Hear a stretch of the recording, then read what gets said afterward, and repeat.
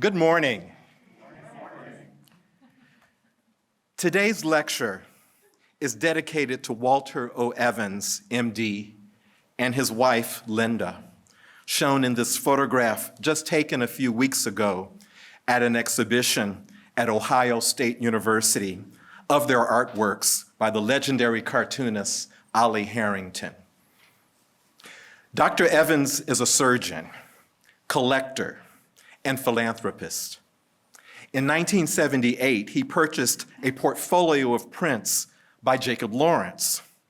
This purchase ignited an enthusiasm for collecting art, and he soon was forming relationships and purchasing and commissioning art from such leading artists as Jacob Lawrence, Romie Bearden, Elizabeth Catlett, Richard Hunt, and others.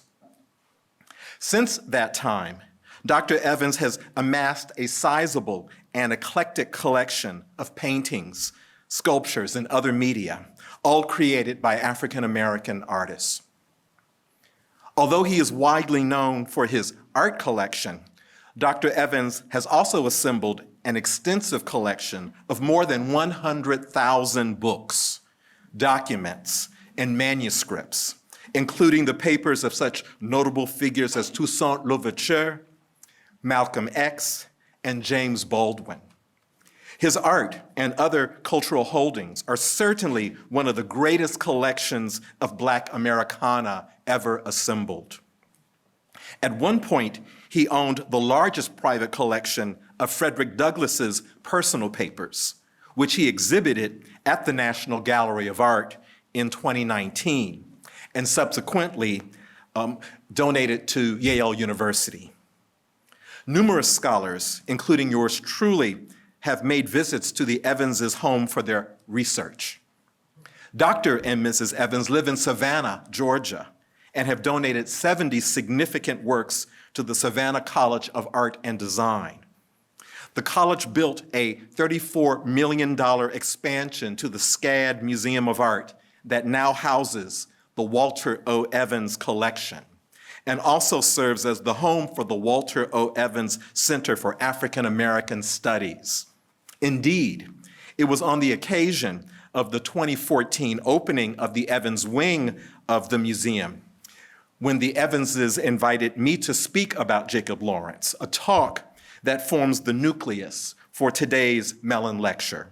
Thank you, Walter and Linda Evans. When I paint direct from nature, I always try to seize what is essential by means of line. Then I fill up the defined spaces, whether they have been expressed or not, for they have been felt at all events, with simple flat tones as follows. All ground or soil will contain the same violet tone. Practically the whole of the sky will be kept blue in tone, while foliage will be blue-green or yellow-green. Either the blue or the yellow may be deliberately intensified. In short, no photographic imitation. That is the chief thing. On a trip 7 years ago to New York City, I had the wonderful experience of seeing One Way Ticket, Jacob Lawrence's migration series, and other visions of the great movement north. The Museum of Modern Art's Herald Real Assembly and display of Lawrence's epic 60-panel series, owned between the Museum of Modern Art and the Phillips Collection here in Washington, D.C., and rarely brought together. Just a day or so prior to seeing One Way Ticket, I talked with a curator from another New York art museum about my plan to see the exhibition. The curator underscored the importance of the exhibition and the inherent value in experiencing it firsthand.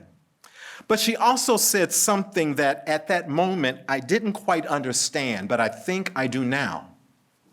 She said One Way Ticket was a great exhibition, and in fact a powerful exhibition.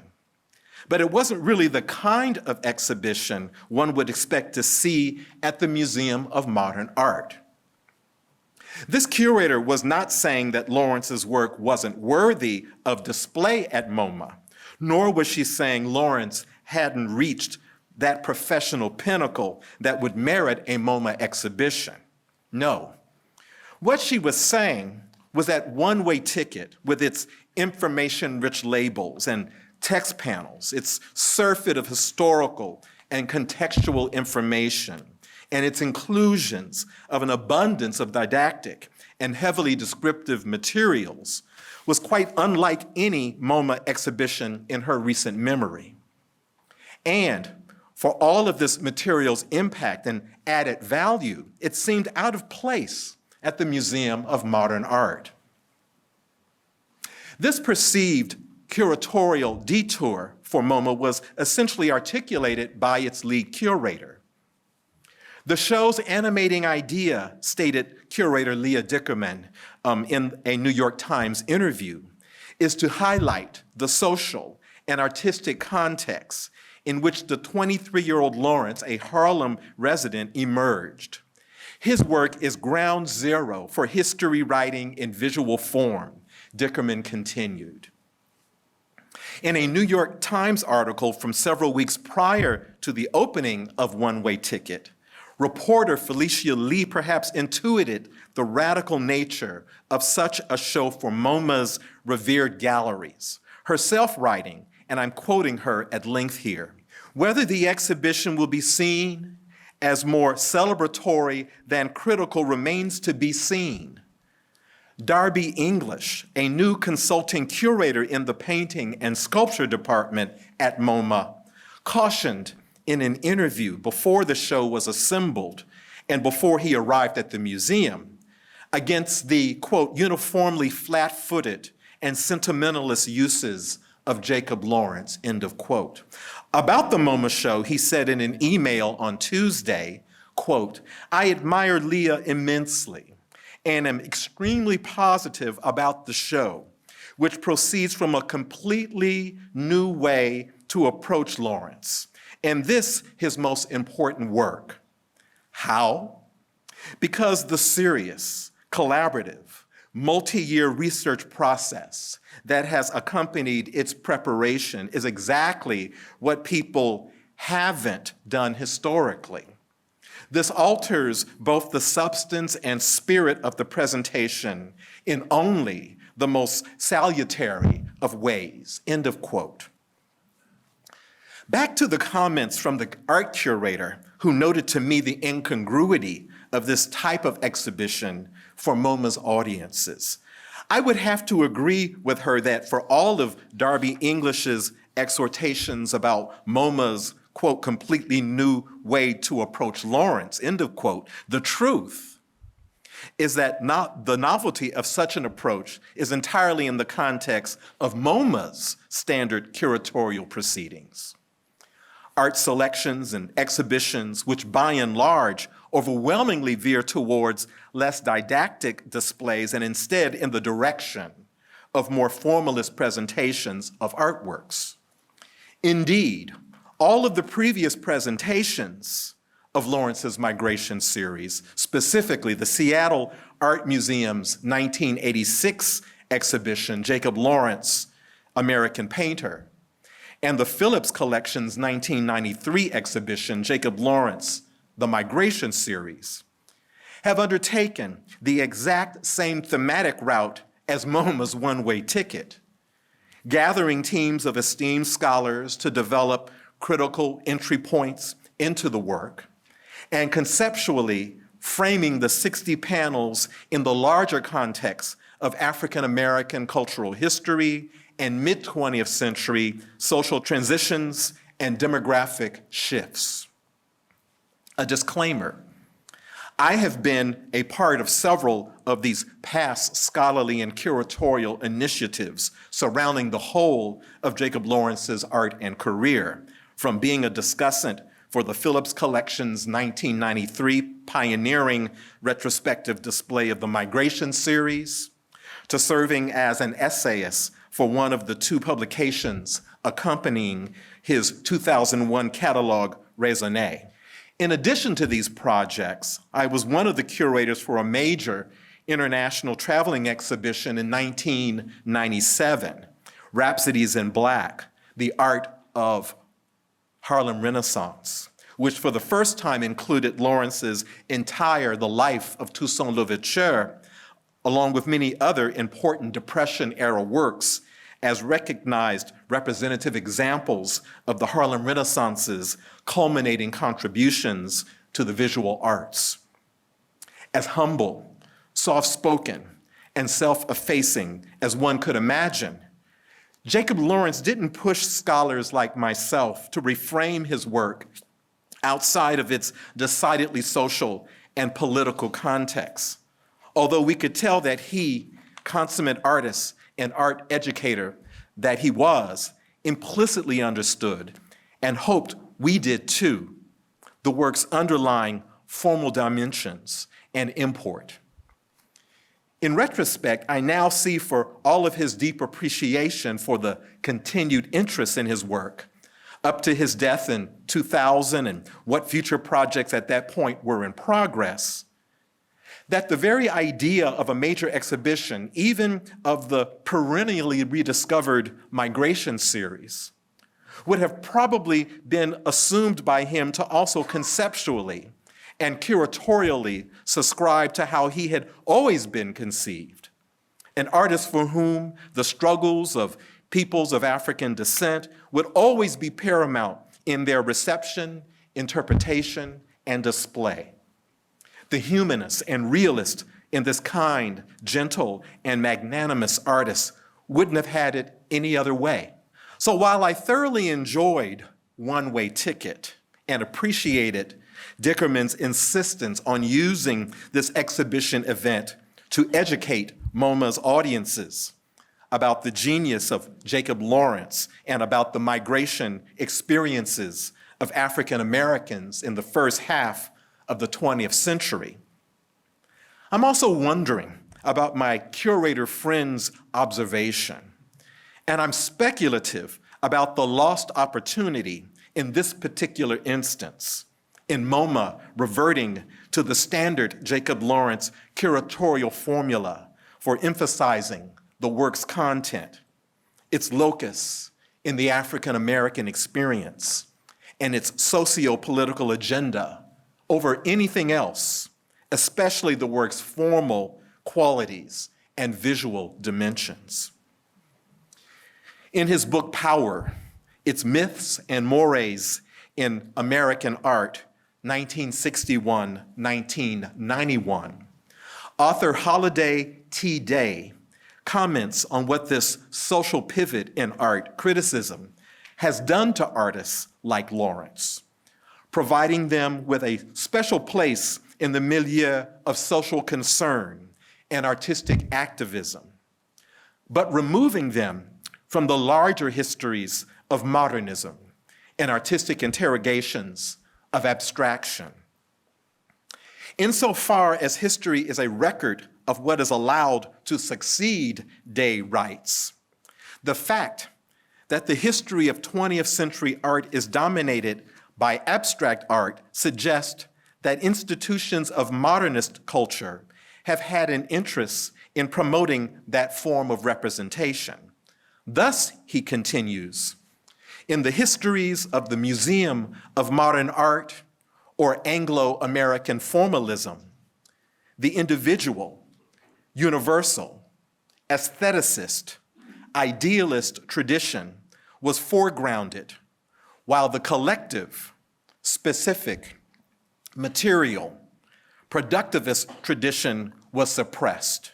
The mid-20th century abstract artist and occasional illustrator Ad Reinhardt created a cartoon in 1946 that more or less illuminated what Day described as the institutional suppression of socially driven figurative artists, rendered on the pages of PM Magazine as a multi-branched tree of modern art in America. Jacob Lawrence, symbolized like the other artists in this cartoon as one of the tree's many leaves, has the unfortunate position of having sprouted from a sizable but cumbersome branch of modern art. The weighted down branch of figurative and or forms of realism that is seriously cleaved and is about to fall to the ground. Paul Wood, a noted art historian and senior lecturer at the Open University in London, would have perhaps concurred with the idea that at least for Ad Reinhardt and his Modern Art in America tree, Jacob Lawrence's art grew from branches and limbs that were as removed from the greater modernist project of the Museum of Modern Art as one could have imagined at mid-century. Although he was clearly concerned with formal values in art, writes Wood in his book, Varieties of Modernism, formalism as such was inadequate for Lawrence's purposes. In fact, for him, formalism remained something to be resisted or subverted through a continuing use of narrative. Lawrence's racially conscious art, continued Woods, challenged Clement Greenberg's insistence on a, quote, escape from ideas which were infecting the arts with the ideological struggle of society, to a greater emphasis upon form, end of quote. And yet, Jacob Lawrence, in his own words, differs on this topic, stating, quote, I don't stress subject matter, I stress understanding the abstract elements and being aware of what you can do with them, end of quote. If art historians like Paul Wood struggle to include Jacob Lawrence's paintings in a more inclusive vision of artistic modernism, many practitioners working in the wake of Ad Reinhardt's purloined view of certain artists had no qualms about Lawrence's pivotal position. This became crystal clear to me in 2001 when I hosted a gathering of arts professionals at my home. And one of them, the contemporary abstract painter Odili Donald Odita, briefly pulled me aside. Odita led me into the family den, or what we call our music room, where my wife and I have Jacob Lawrence's commissioned art poster for the 1972 Munich Olympics framed and prominently on display. Odita waxed eloquently about how much he loved Jacob Lawrence, especially the silkscreen prints imagery of 5 sprinters in a relay race making their final lunge towards the finish line, and the beautiful placement of the framed artwork in that room, which is painted a dark, rich red. Setting aside my wife's excellent interior decorating skills, one can perhaps surmise from paintings like Odili Donald Odita's Refuge and Flight why he loved Jacob Lawrence's similarly stylized technique when it came to painted forms, and why he likely found affinities between their respective approaches, especially in the realm of color. In both cases, areas of bold, unmodulated color, often adjacent to contrasting, complementary, and eccentric hues, fueled each work's pictorial dynamism and their subliminal sensations on viewers. Despite working within a restricted color range in the Olympics poster, Lawrence managed to put them all in visual harmony with one another, functioning not unlike Odita's idiosyncratically colored, shard-like shapes and zigzag formations as they reached across invisible landscapes and vistas. Odita would have never denied Lawrence's authorial right to take on the topic of the track and field competitions in the Olympics Games and their predominating athletes from the African diaspora. And yet, this acknowledgement did not contradict Lawrence's formal overtures to absolute colors, planar forms, and their abstract sensibilities. Working sophisticatedly with abstract elements is certainly what makes Jacob Lawrence's Going Home created in the same year as Ad Reinhardt's Modern Art in America Tree. Such a fascinating, unveiling composition. A continuation of Lawrence's migration theme from several years earlier. Going Home gives viewers a cross-section of a train car filled with passengers and luggage in various attitudes, dispositions, and chromatics. Although there is plenty in the way of pictorial narratives in Going Home, seated, hunched over, and prostrate riders, parents clinging to their children, the feeling of congestion and cheek-to-jowl intimacy, and one man stretched to capacity, either reaching for or replacing his overhead valise. It is Going Home's contrasting shards of colors and the patterns they create that animate the composition, and in a sense, present an alternative scenario, a meta-narrative about conceptual dynamism, the subliminal sensations of optics, and a work of art's internal propulsion systems. While the conventional wisdom about the psychological effects and the relational forces of colors might fuel certain interpretations about Going Home's predominant 5-color palette and its interrelationship with the migration narrative, I would like to propose that it is the strategic placements and repetitions of the color viridian that drive this particular train, so to speak, and as explored for the remainder of this talk, that propels and percolates in innumerable Lawrence compositions. The train's upholstered seats, the window shades, the prominently positioned blue-green piece of stored luggage framed by a red and black zigzag do more than simply locate the painting in a mid-20th century train car. Their viridian triangles and squares reverberate against the adjacent reds, and they psychologically keep tempo with the work's implied velocity, especially in counter-distinction to the monochromatic blacks and browns that predominate. By focusing on something as commonplace and multivalenced, and yet also as potentially enigmatic as color in Jacob Lawrence's art, I am proposing that scholarship on Jacob Lawrence's work cannot and should not simply begin and end with his thematic interests in the struggles of humanity.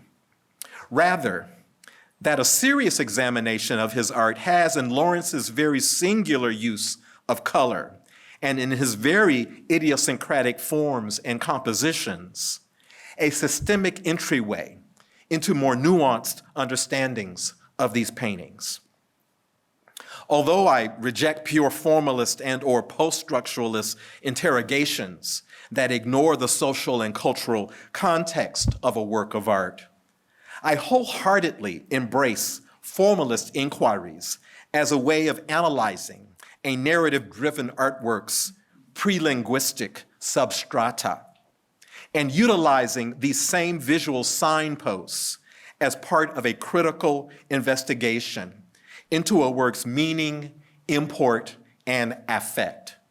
Imagining how the Museum of Modern Art, with a curatorial eye and mind fixed on 20th century modernist projects in art, might have explored Jacob Lawrence's migration series has been enlightening for me, especially through a chromatic filter and conceit that, as the post-impressionist Vincent van Gogh alludes to in this talk's epigraph, establishes a particular emotional tenor for the subjects of art in intensive and often uncharacteristic shades of blue and green.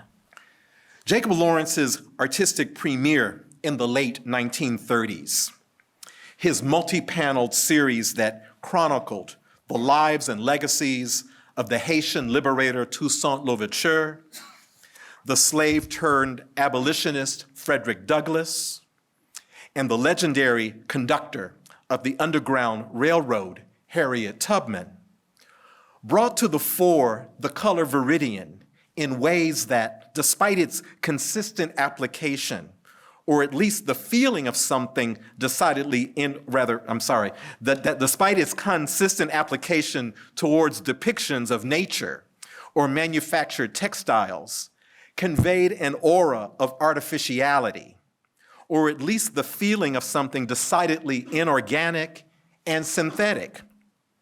Lawrence, whose characteristic painting method limited his palette to usually no more than 7 colors in any given painting or series of paintings, frequently imparted a compositional peculiarity to the viridian elements, so that a figure's clothing, an interior wall, or even something as narratively conventional as foliage assumed an optical predominance that, although rationally green, nonetheless stood out and interjected a simulated abstract element.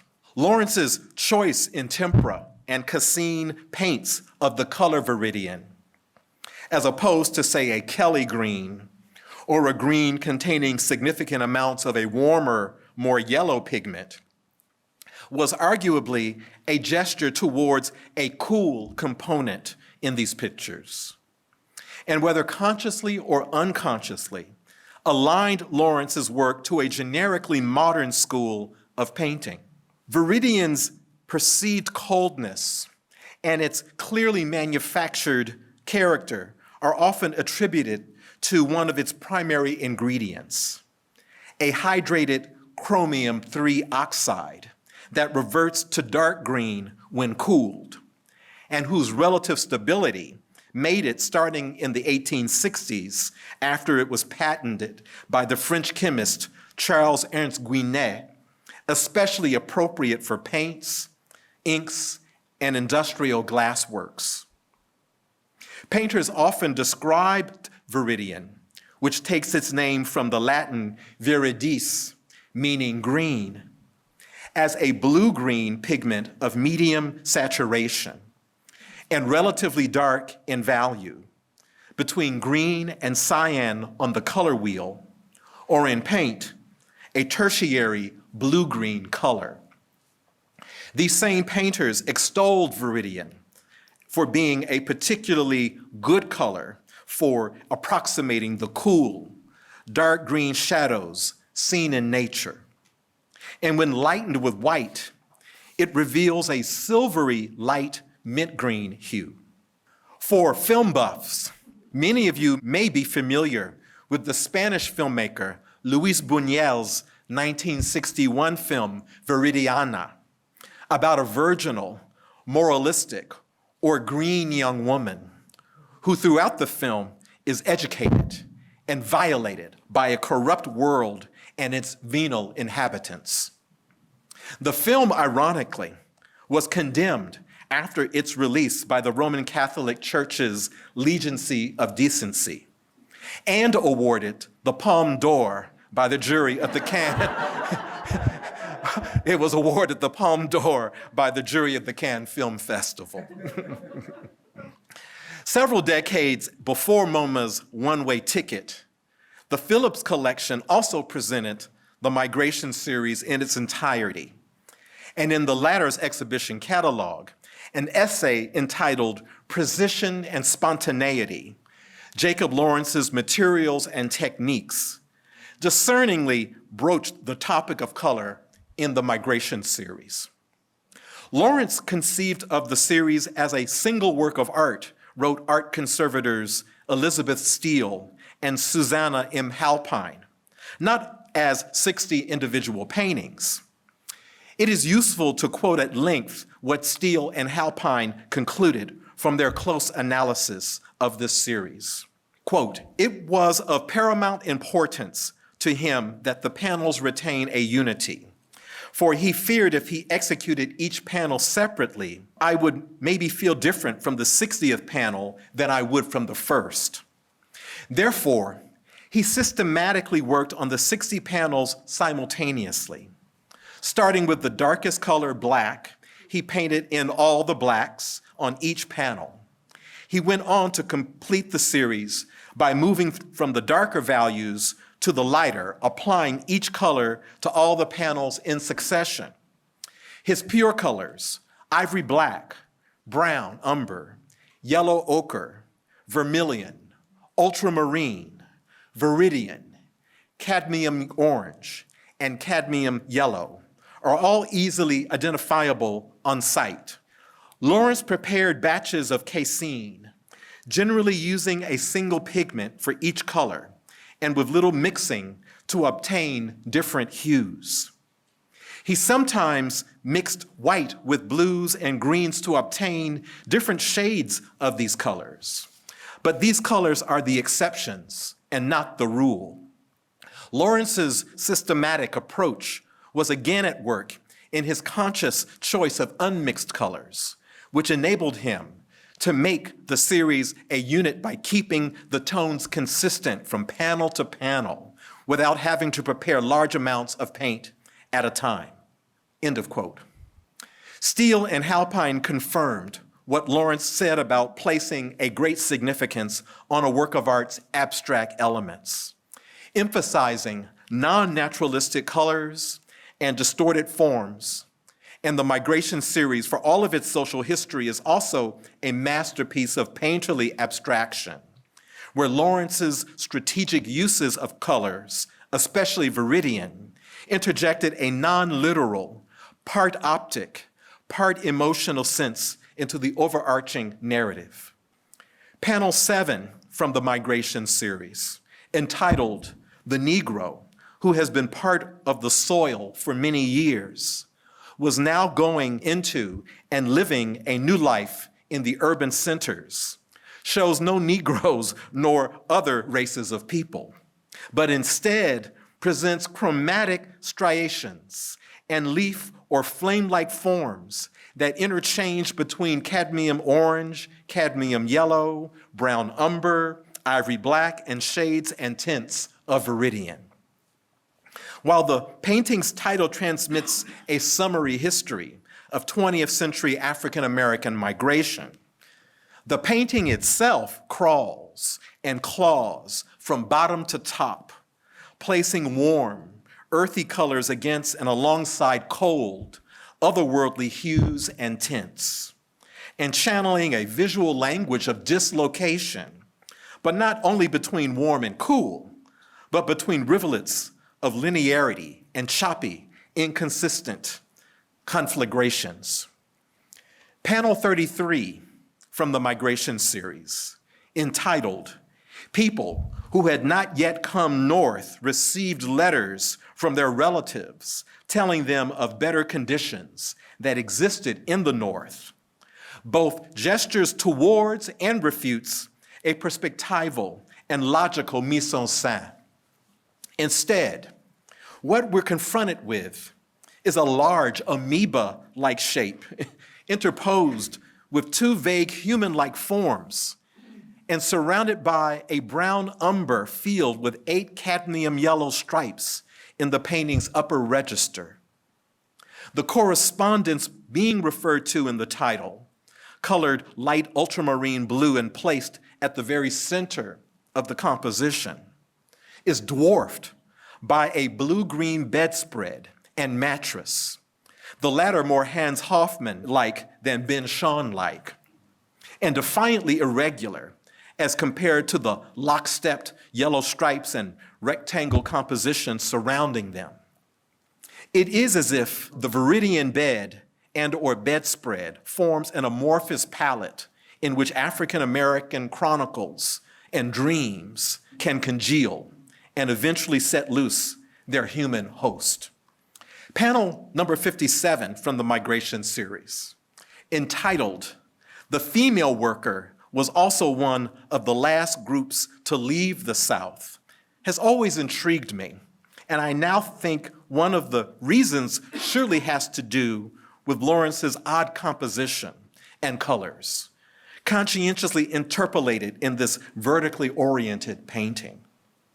Rather than depicting your typical washerwoman surrounded by tubs of steaming water and with soap suds up to her elbows, Lawrence has placed her in the midst of hanging bedspreads and a sea of laundry, resembling a huge quilt or rainbow oil slicks.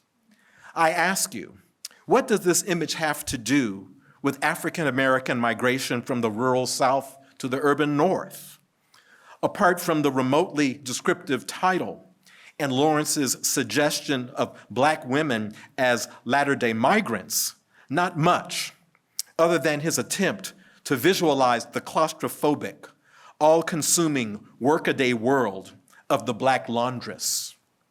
But not even this interpretation is entirely satisfactory, given the glorious, colorful patterns that envelop the woman in white, Mondrian-like above and swirling in Rococo-like waves below. You may be asking yourself, what makes the viridian element in these paintings so special, especially in relationship to the other colors? And I would answer that the viridian in this and other Lawrence paintings, unlike the ivory black, brown umber, vermilion, and cadmium yellow, functions here as not merely an illustrative element or a chromatic accent, but rather as a subliminal dash of optical energy in sync with the moment of its application. In using viridian in this work and in other painted instances, Lawrence removes it from an exclusively narrative ingredient and instead makes it heraldic, a fiery blue-green touch announcing the painting's place amongst their contemporaries, from chromatically attuned modernist statements by fellow Harlem artists Charles Alston and Norman Lewis, to the anodizing compositions of period abstractionists like Stuart Davis and Arshile Gorky. Ironically, it was both Lawrence's introduction to painting at the Harlem Community Arts Center under Charles Alston's tutelage and his limited financial resources that led him to tempera, cassine, and gouache paints, and relatedly, to an artistic approach that privileged non-illusionistic, flattened perspectives that resonated with that same era's painterly abstractionist. Daniel V. Thompson, an authority on water-based paints and tempera painting methods in particular, describes the special role that the color viridian can play in these water-based mediums and in modern painting, circa 1930s and 1940s, writing that, quote, "Modern chemistry has given us a most valuable pigment in the opaque oxide of chromium, which supplies an important lack in the medieval palette. Opaque oxide of chromium is much less known and used than its near relative viridian, the transparent oxide, but its importance will eventually be recognized. Viridian is enjoying nowadays as much the same sort of vogue that Prussian blue enjoyed 80 or 100 years ago. It is a very strong, self-asserting color, and so beautiful in itself that it is often allowed to dominate a great deal of modern painting.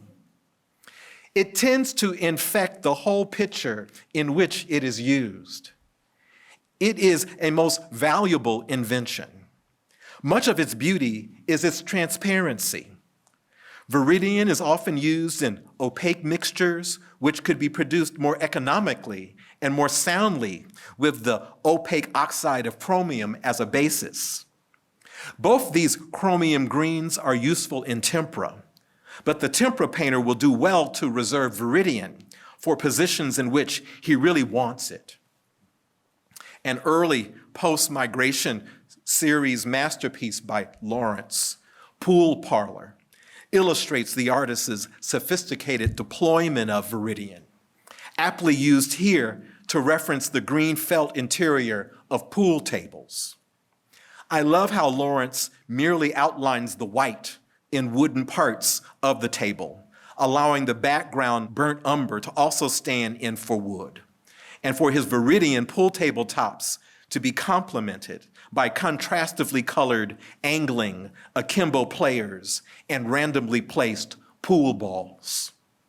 Here, Viridian serves as a high-key color escape from a mostly monochromatic brown expanse, occasionally interrupted by the pool players and the swinging olive lampshades.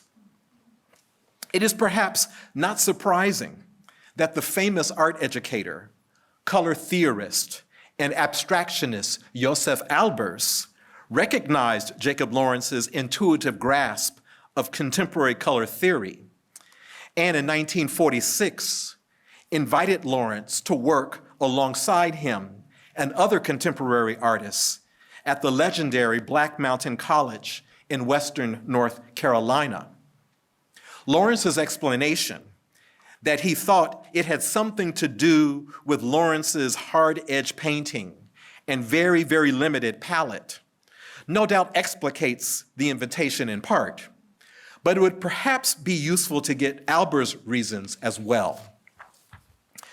Again, please indulge me in quoting at length Josef Albers on the color viridian, on color variance in the same palette, and on visual economies, and I hope you'll see why Jacob Lawrence would have been Albers' kindred spirit.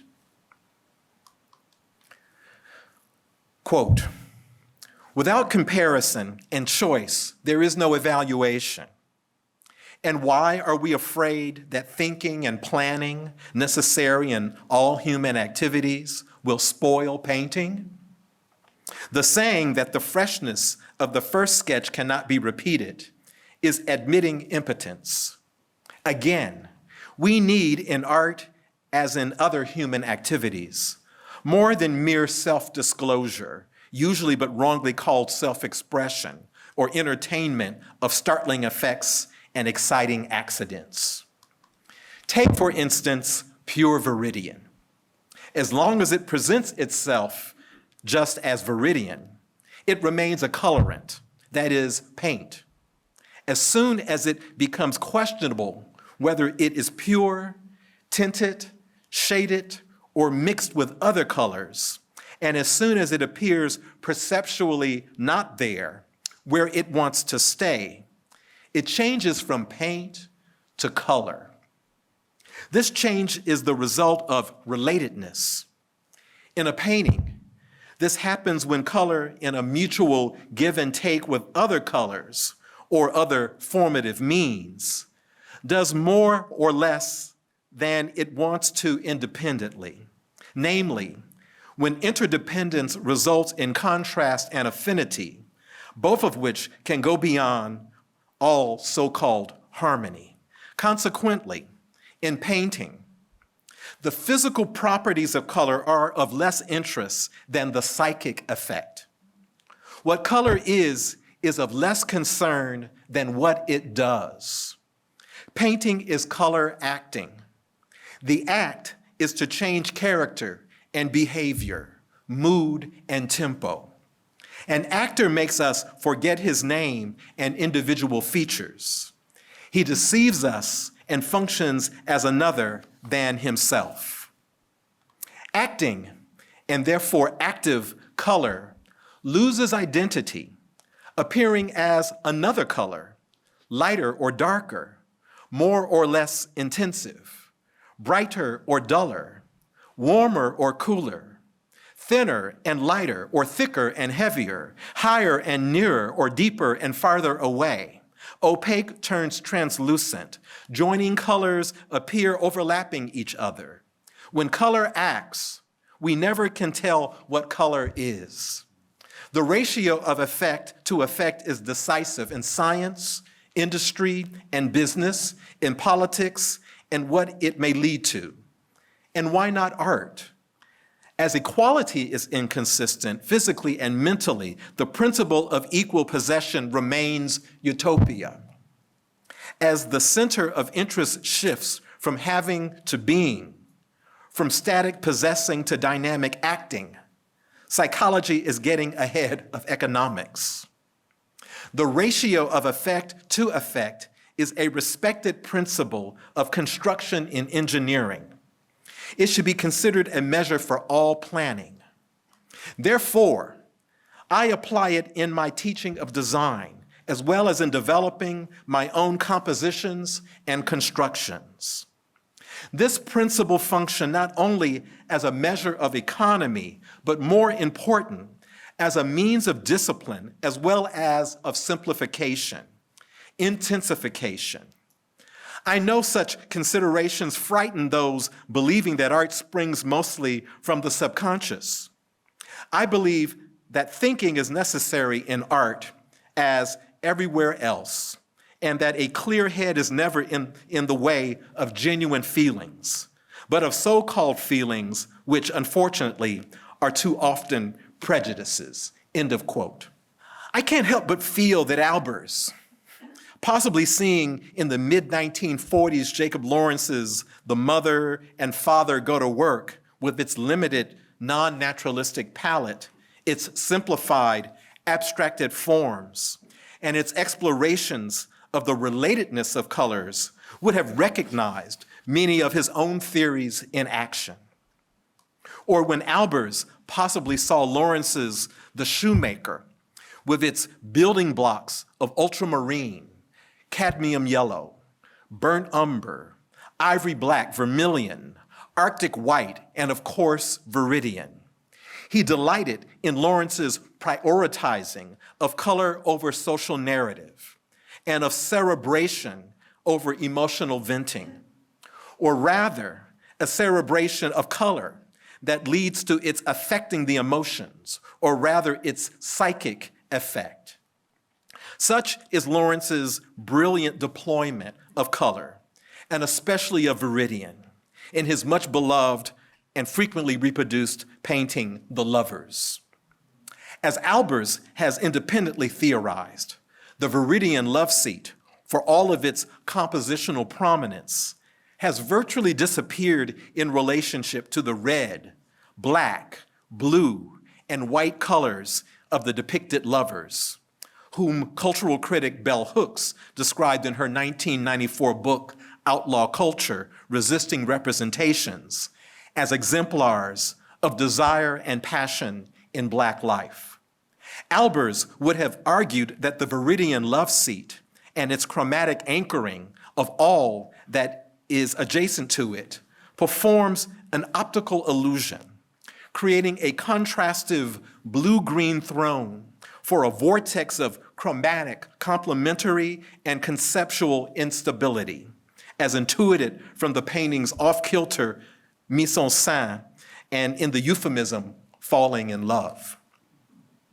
Gwendolyn Knight Lawrence, Jacob Lawrence's wife for almost 60 years, created her own amore and pictorial response to Lawrence's The Lovers in 1986.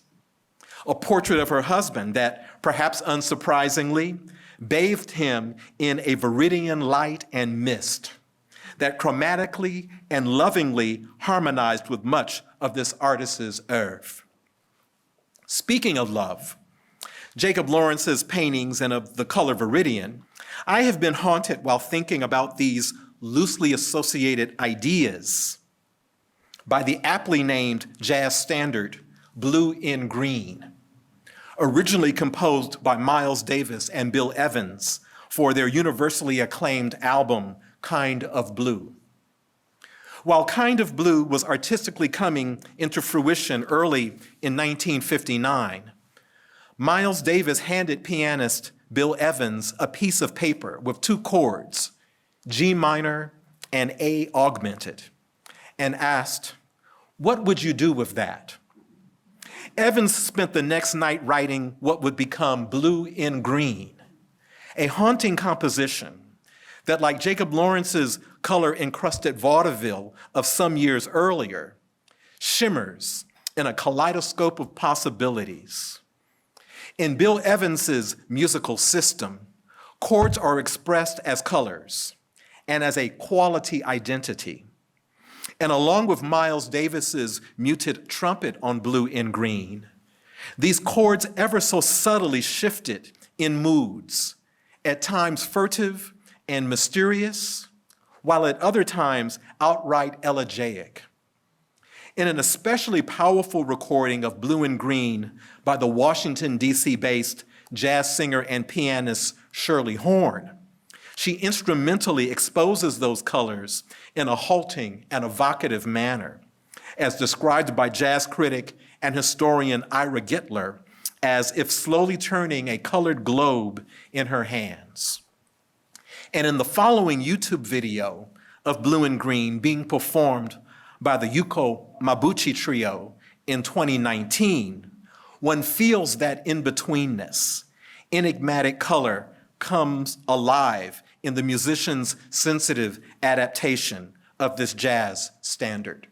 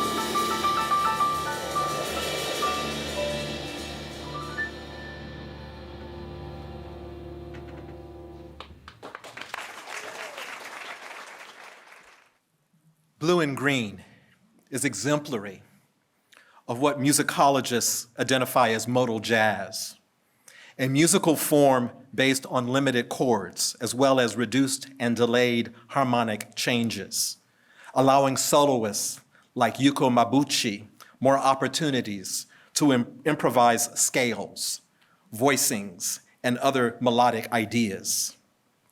Because of the composition's limited yet expressive soundings, and what Evans described as its various augmentations and diminutions of time values, it wasn't coincidental that Miles Davis chose to call this dreamy ballad Blue in Green, a chromatic equivocation that if one compares this song to, say, blue-green imagery from the 1950s urban environment, to Jacob Lawrence's painterly explorations from this same moment, one indeed finds resonances.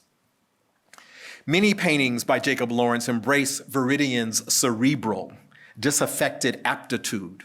For example, Lawrence's Mask and its altar-like mise-en-scène inundated with blue-green accoutrements and moody shadows.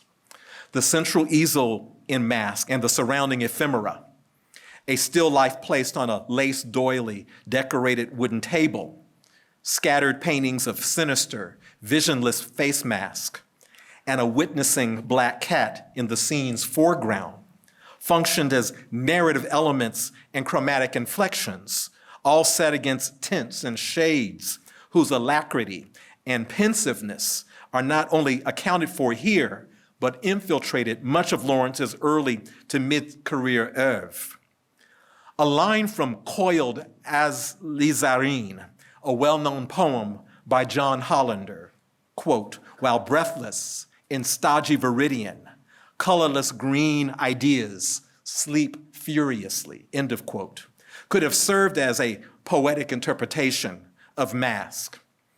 And likewise, as a legend for Lawrence's vaudeville, one of whose two slapstick performers wears the somber color in stark opposition to the adjacent decorative maelstrom. Commenting on Lawrence's vaudeville, a New York Times reviewer detected feelings of cruelty, pity, or a sort of wild humor conveyed through almost unbearably shrill color and lines that cut like hot, sharp blades. Sentiments that arguably were influenced by the painting's conspicuous blue-green silhouette and its subliminal, antipathetic behavior within the overall composition. The earlier observation about Viridian by Joseph Albers, that as soon as it becomes questionable whether it is pure, tinted, shaded, or mixed with other colors, and as soon as it appears perceptually not there where it wants to stay, it changes from paint to color, perhaps explains Lawrence's strategic, multimodal deployments of this particular hue. Sometimes, as in Mask, Viridian operates in an ambient capacity, and sometimes, as in vaudeville, it is applied to narrative elements and in concert with an ostensible storyline. Or still, as seen in Lawrence's series, The Life of Toussaint Louverture, Viridian can combine both of these roles, fulfilling its mnemonic duties as depicted vegetation or a narrational device, as well as its immaterial, atmospheric possibilities, casting a speculative, abstract pallor over an historical account and transforming itself, to paraphrase Albers, from mere colorant to psychological and emotional affect.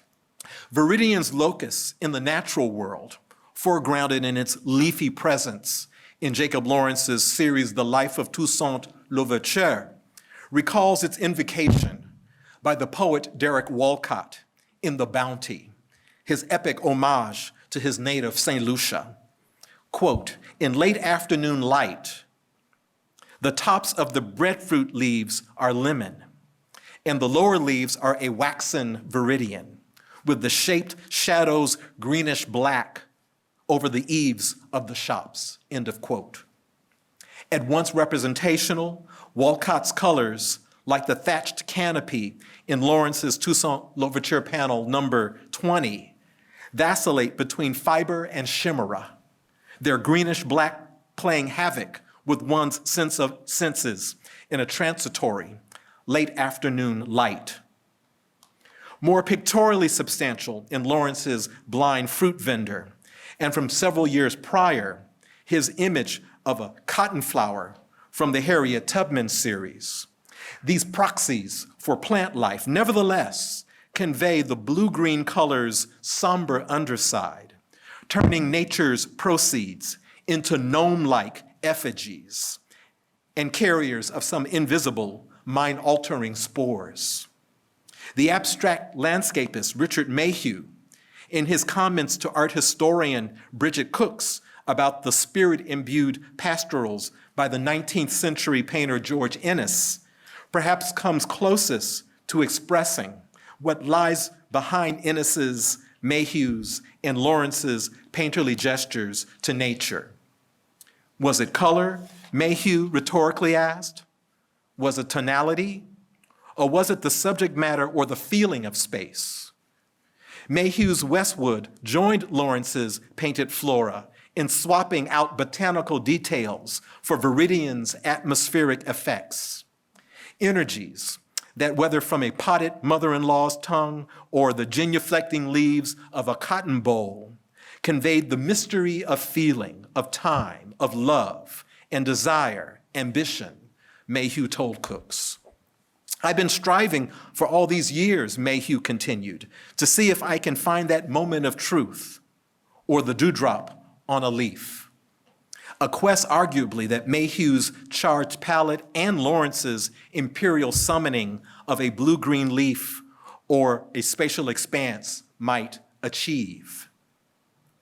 From Toussaint Louverture's series in the late 1930s to Dreams No. 2 Memories created in 1965, Lawrence seems to be insinuating, along with the immediately accessible, widely touted stories of Black struggle and determination, other artistic offerings, chromatic submissions, that while ostensibly supporting the grand narratives of each painting or series, provided their own meta-narratives, enveloping and crawling over figures and scenes like a theatrical fog machine, and imparting a mood not necessarily in complete emotional synchrony with its intended message.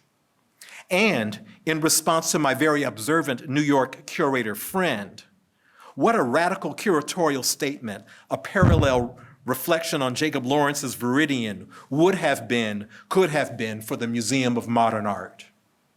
Such a recalibration would have forced us to reimagine, say, panel number 56, and along with its theme of Southern U.S. Negro professionals following their impoverished Black clients to the urban North, to acknowledge Lawrence's uncanny and modernistic use of color.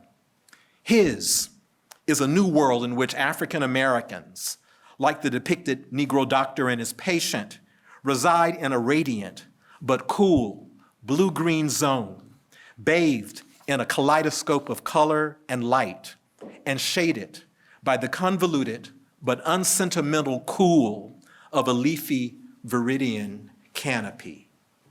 Thank you.